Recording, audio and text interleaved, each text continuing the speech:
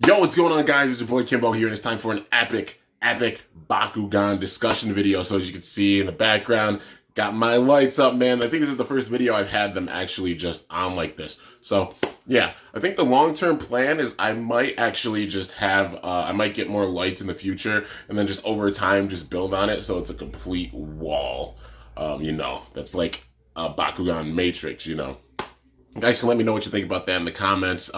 But yeah, dude. So anyways, let's get into it. Also, it's kind of early.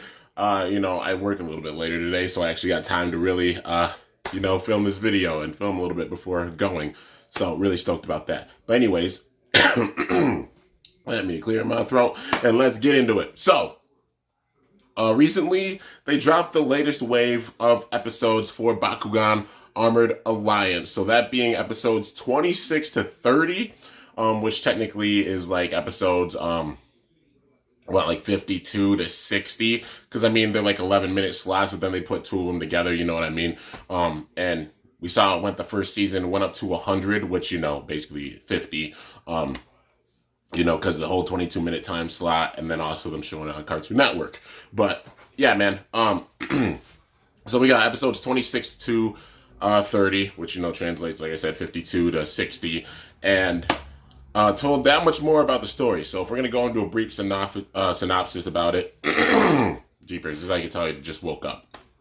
But going into the synopsis about it, basically it starts off like the first episode is, it's Shun with Lightning. Shun had plans with Lightning, and basically he was using Lightning to go and get a Tumpy figure. So Tumpy, anybody who doesn't know, who hasn't seen the show, Tumpy is basically like kind of a, what's the best way to describe it? Like an action figure chain or such, and Tumpy's like kind of like, a big time kind of fun mascot and such, and Shun's a big time fan. Like, it's really popular in Japan, Tumpy is, and Shun goes crazy whenever there's something Tumpy related, we all see it.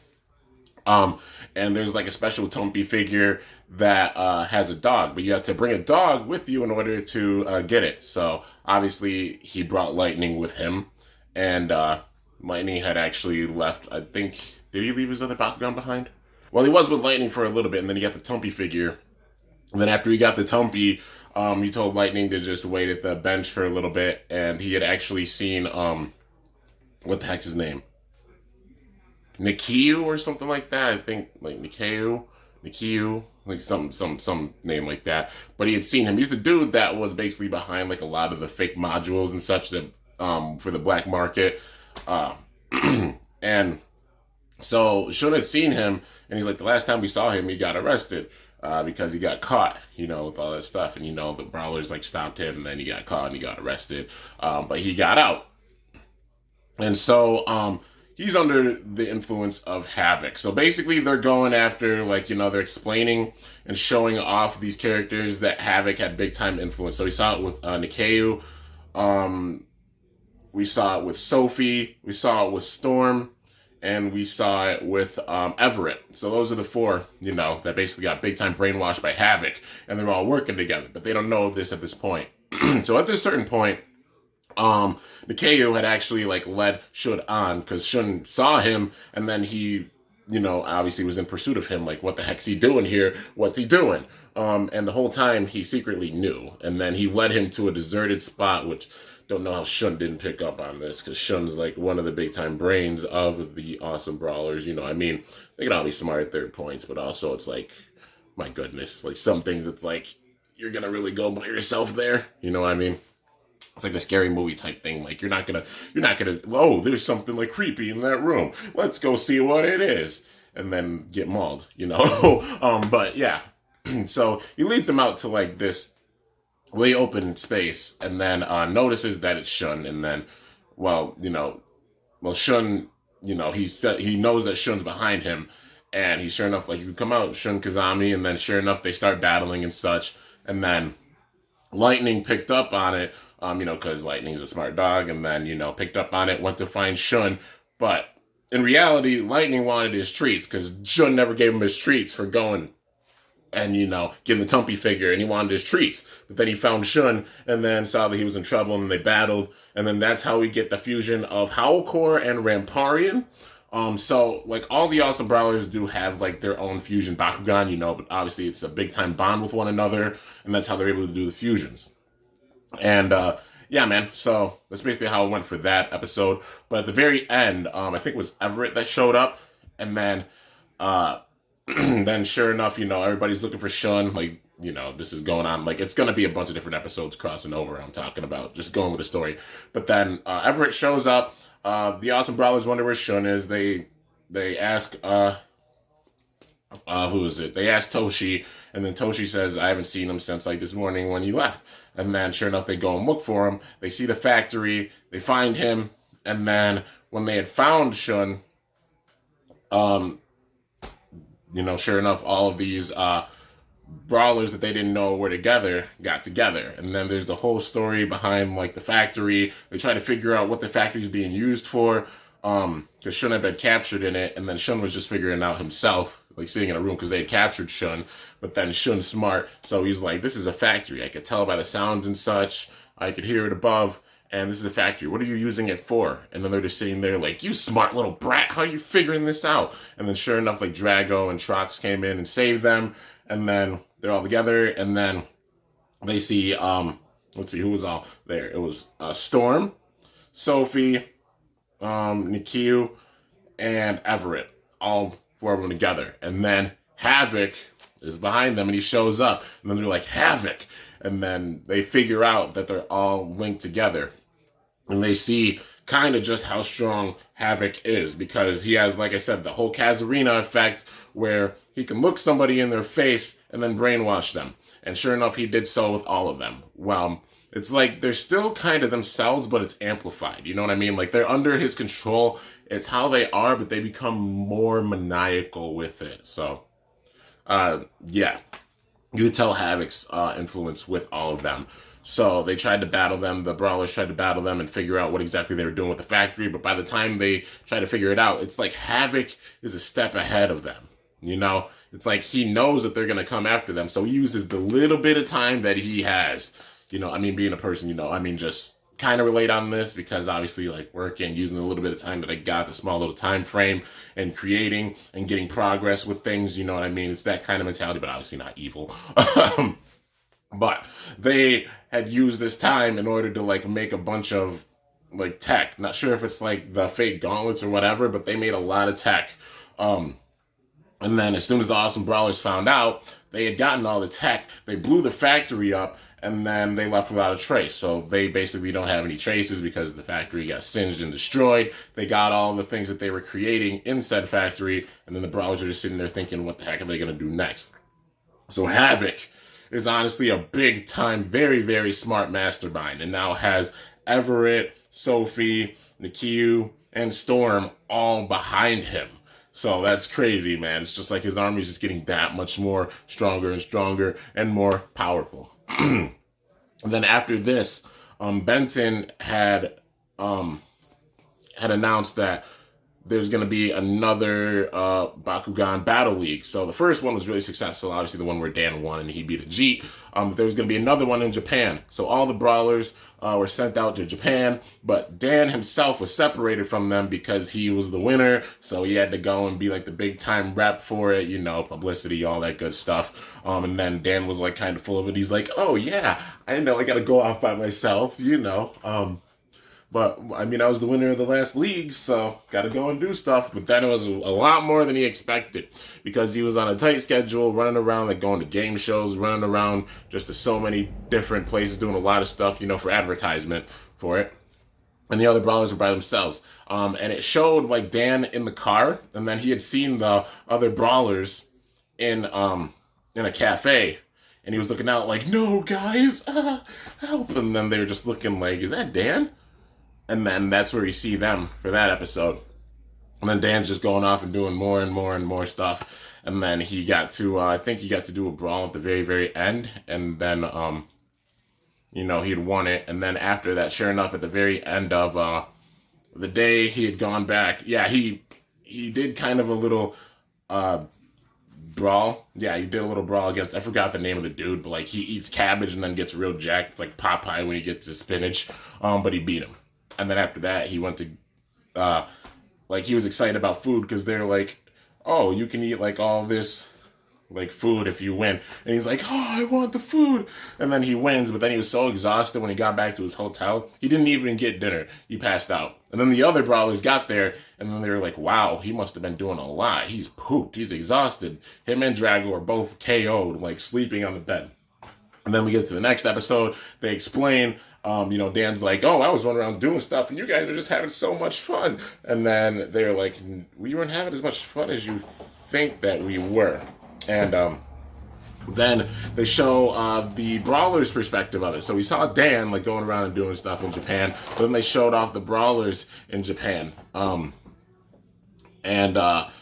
Sure enough, like they were just going. Well, for a little bit they were going around and enjoying the sights and such. But then they had forgot who was exactly they ran into. My focus is a little messed up on the phone still, but yeah, you can see my kitty. It's Snow. She's got one of my gacha pods in her hand. She's just playing with it. She's freaking adorable. I love her so much. So they were enjoying themselves for a bit, and then some Bakugan just started going rogue, and their eyes were red and such. I don't know. It reminded me a little bit of Tico's power. Not gonna lie, it did a little bit, but obviously, like Tico's not the one behind it. But they were just going on a rampage, and then all the brawlers besides Dan, obviously, because he was off doing his own stuff, they fought and beat them and put them back into ball form in order to stop the rampage.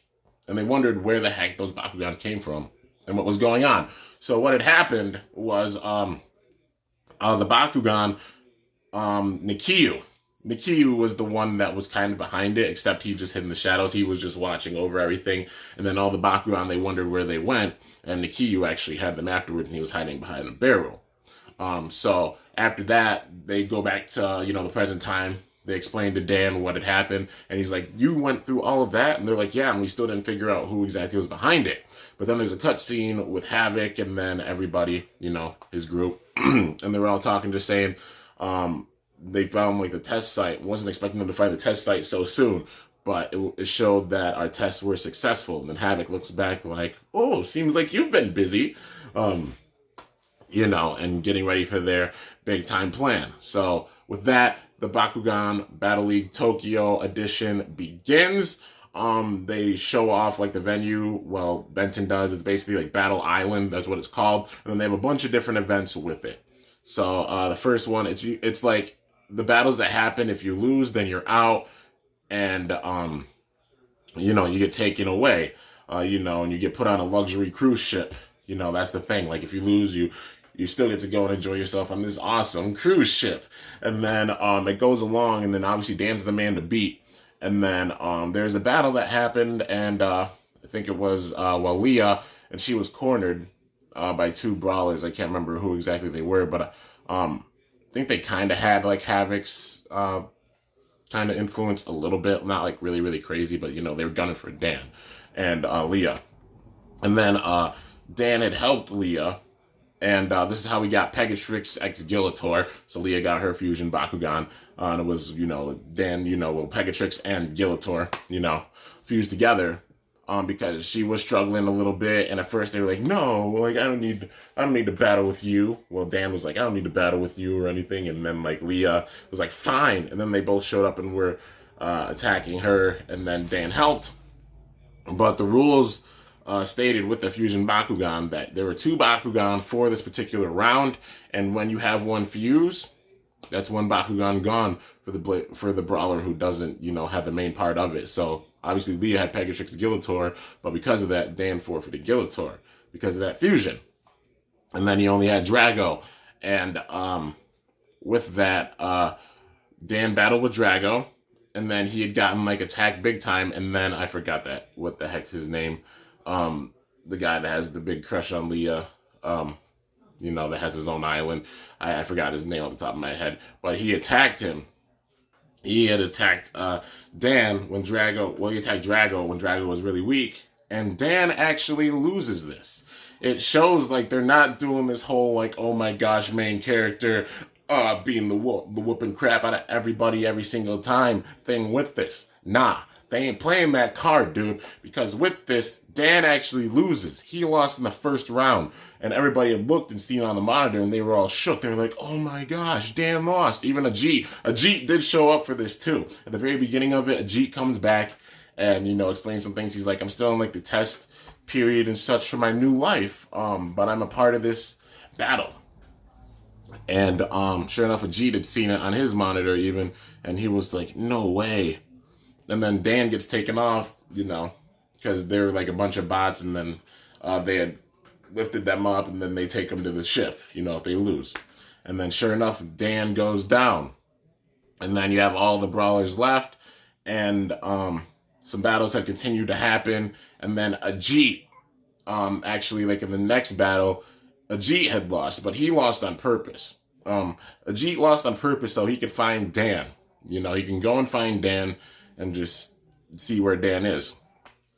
Because there is some craziness happening with it. So, it was, who was it? So Benton and Masato were the two behind it. But the thing is that, like, the whole time we had thought it was Masato with Benton. It actually wasn't Masato. It was Havoc disguised as Masato. So then he had actually like revealed like himself to be Havoc, and then Benton was like, the brawlers have told me about you. I made sure to look into you that much more. Who exactly are you, Havoc? And then he explained how I'm the greatest entertainer in the universe. And he explained some things. So there were some bots that showed up. Like some of them, I think they're mechanoids. Yeah, that's the name of them, mechanoids. They had first showed up when Havoc showed up. And they were like, eliminate Havoc, eliminate Havoc. I'm sure people remember that episode. But what he had done, Havoc rewired them so they follow his bidding. And also figured out how to make more. But we're going to get into that a little bit more. And they had to take out these mechanoids and such, and then also like some of these Bakugan. And the brawlers had to go and do so, and they're continuing to fight them. But meanwhile, Ajit had gone, he got lifted up because, he had lost on purpose to find Dan. And then when he got lifted up, he was expecting to go to the cruise ship. It didn't take him to a cruise ship. The cruise ship is only there for pretty sights, and it's false advertisement and obviously lying because Havoc's the one behind the entire league. Deep down. Even Benton didn't know everything that was going on.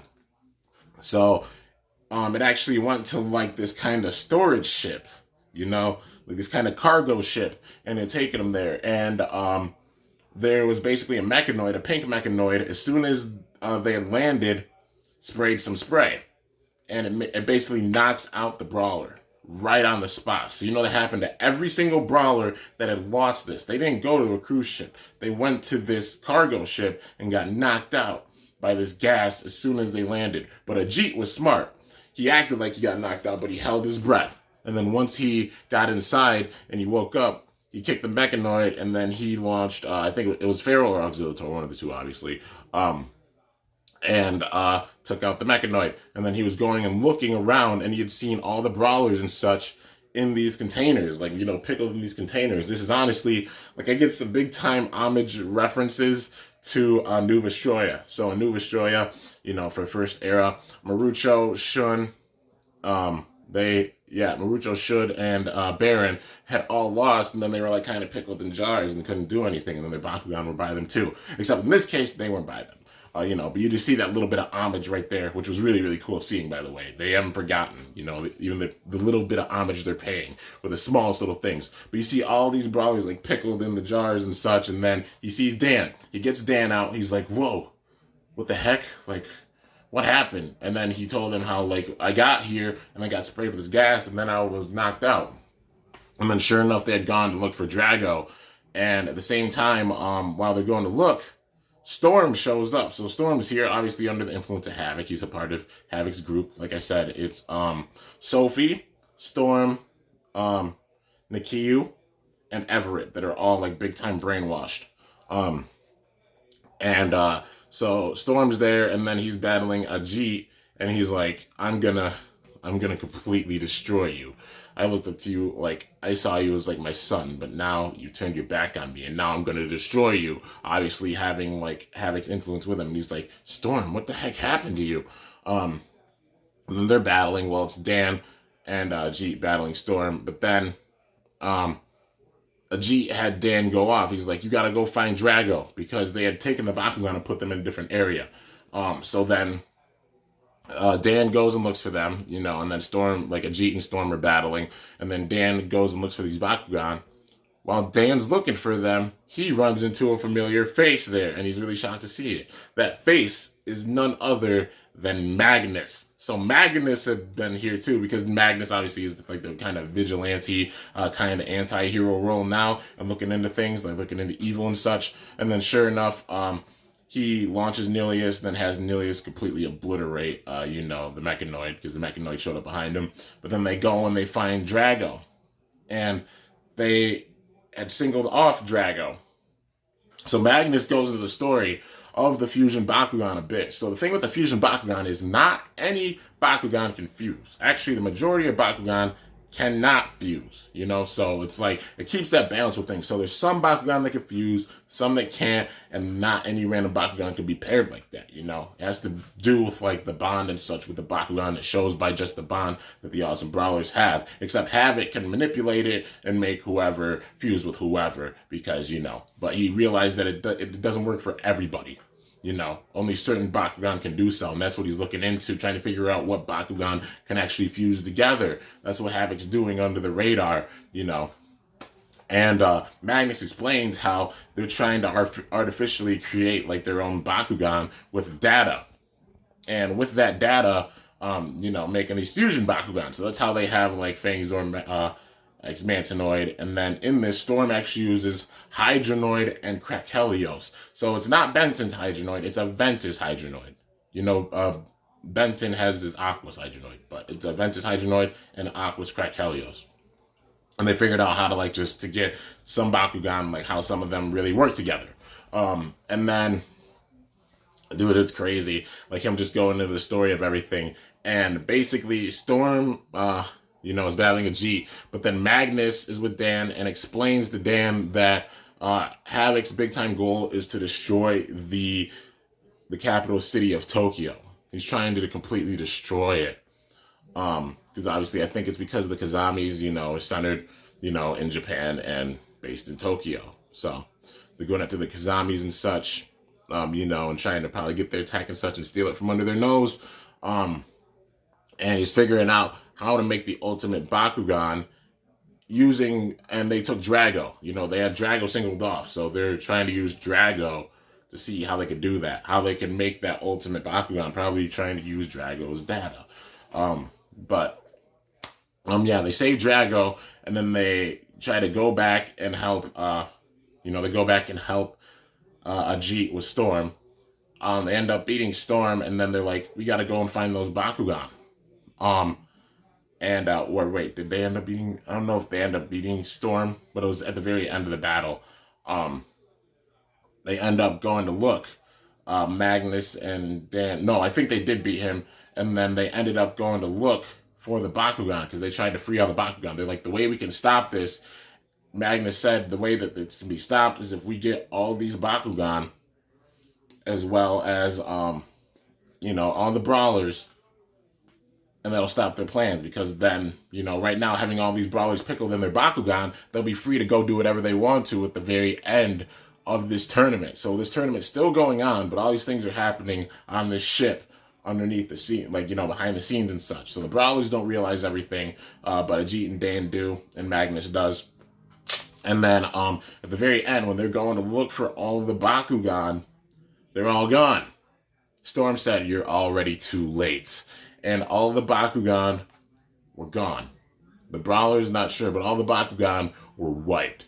Done. Somebody had gone in and gotten them all already. Probably another one of Havoc's henchmen if it wasn't Havoc himself, which I don't think it was Havoc himself, because Havoc was with Benton, being disguised as Masato, but then he disguised himself as like the commentator for it.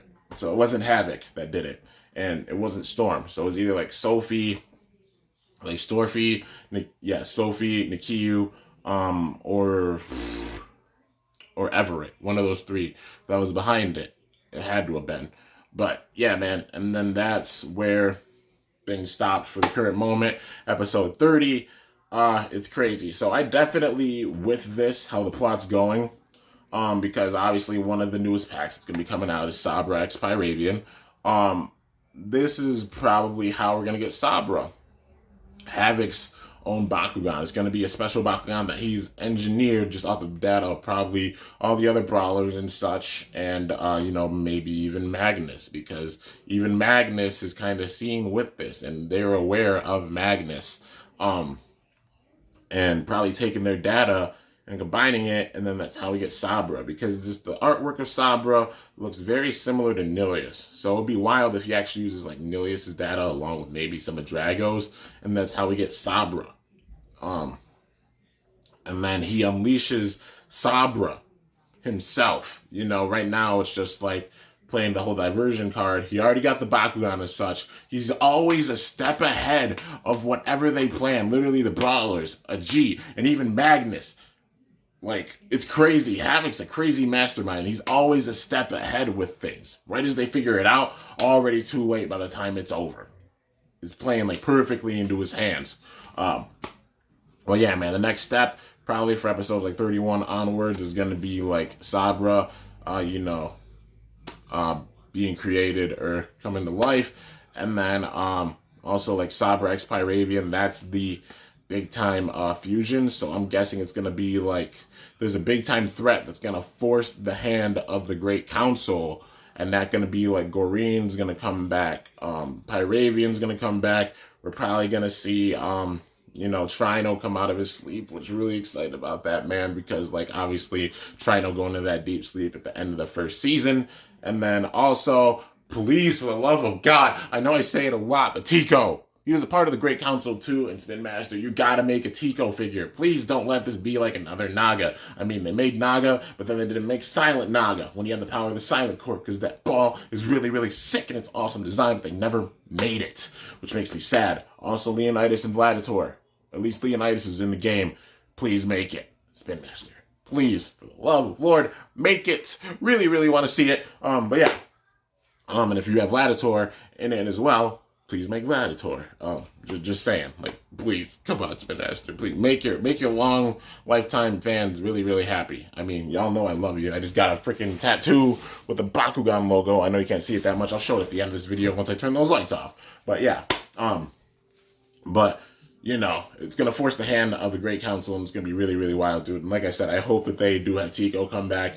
They really need to, because Tico's sick, and we never got a ball for him for Tico. And even putting these Bakugan in the game would switch it up and diversify it that much more. Really, really want to see that. But yeah, so I'm guessing Sabra's going to really go after, like, the Great Council. Havoc's going to start going after the Great Council. This is just going to be the first stepping stone towards that. And then the first step's going to be, like, getting the power of Pyravian. And then, like, taking control of Pyravian or using the data of Pyravian.